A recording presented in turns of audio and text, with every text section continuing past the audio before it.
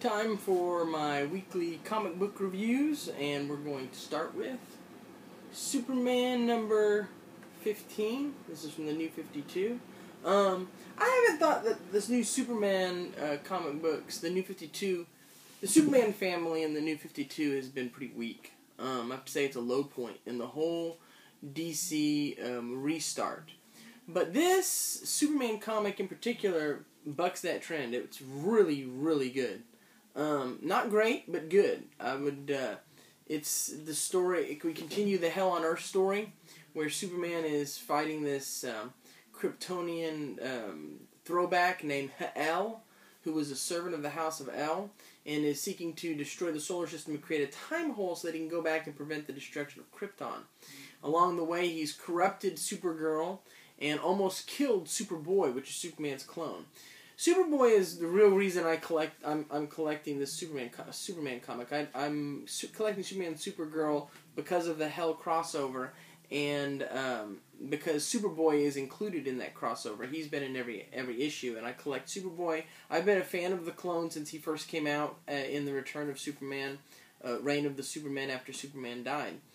Superboy has been an up and down character, mostly down.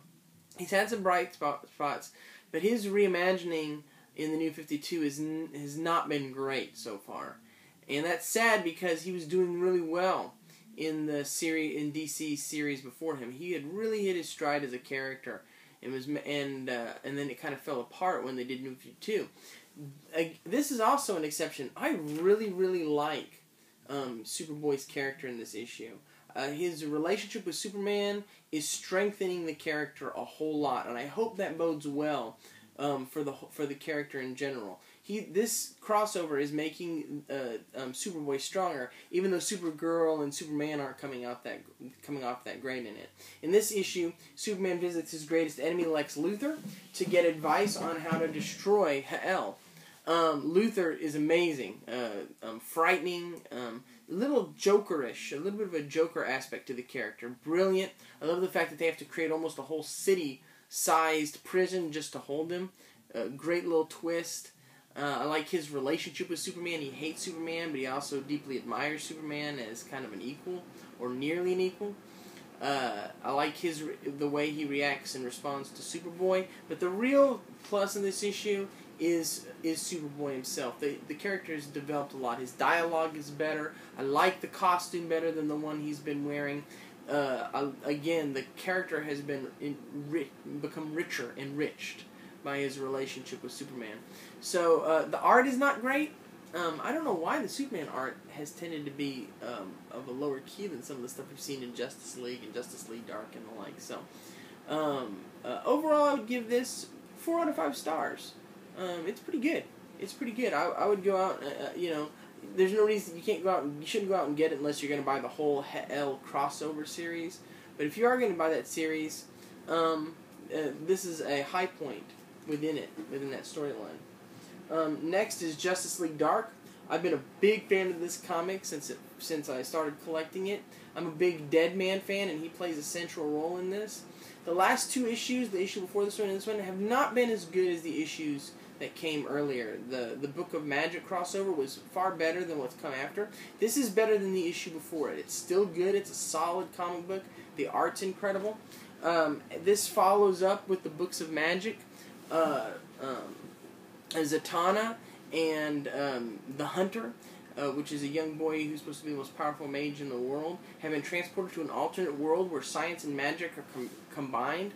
Apparently there's some scientific culture there that tries to arrest and destroy magic users, so they detect them as soon as they come in, and Zatanna faces this superpowered man in a superpowered supersuit, and she just takes him down. Her power's incredible. It's amazing. The artwork with the fight between her and that robot creature was good, really, really good. So that we don't know everything that's going on. There's a lot of mystery involved. So the nature of the storylines kind of like introduces to this world. It's very setting based. The setting is very important. We flip back and forth between that world, what's happening with Zatanna and the Hunter, and Constantine and the rest of the Justice League Dark. They're trying to figure out how to get to Zatanna, and to open the books of magic so they can get to this alternate dimension that Zatanna and the Hunter have been transported to. It's a pretty good book. Like I said, not as good as somewhat's coming before. The art is good. The art is incredible. It's not as great as it was, but the art is really, really good. There's a moment where Deadman I don't want to ruin it. There's a moment with Deadman, and you'll recognize it, that I think is a little unfair to the character. It kind of hurt me. I like the character. I'm involved in him, and I don't like what they did with him in this issue. And he's one of the big reasons I collected. I'm a big Deadman fan. So Justice League Dark, number 15, a good comic book. I recommend it. I recommend the whole series. Go back and buy every Justice League Dark that's come out. It's been a great comic book series. 4 to 5 stars. That comic book series has been consistently getting 5 out of 5 stars for me. So Superman a little bit higher this week. Justice League a little bit lower. Both good comics. Not great. This is Morbius number 1. This picks up after the death of Peter Parker in Spider-Man number 700. Spoiler alert, should have said that before. Spider-Man 700, Peter Parker dies. This is a Morbius who escaped from a prison during Peter Parker's final battle with Dr. Octopus. Morbius has been a character that has had his own solo book before. It ended. I collected it before. I'm going to collect it now that it's come back. Loving it. The artwork's pretty good, especially the cover art. The storyline is he's trying to hide out. Trying to lay low. He's just trying to give up the whole... He's been a supervillain. He's been a superhero. Now he really just wants to hide in the shadows and accept his fate. He's infected with this disease that's turned him into a living vampire. He's not undead. He's like a mutant. He still thirsts for blood, but he can't stay. He keeps getting involved. He finds this family that's being oppressed by this drug dealer. He decides to get involved, and it ends in a shocking way. It bounces around a little bit too much. That would be my one criticism of it. But overall, it's got my interest. It really does draw you in. The storytelling is unique. It's a different way to tell a story.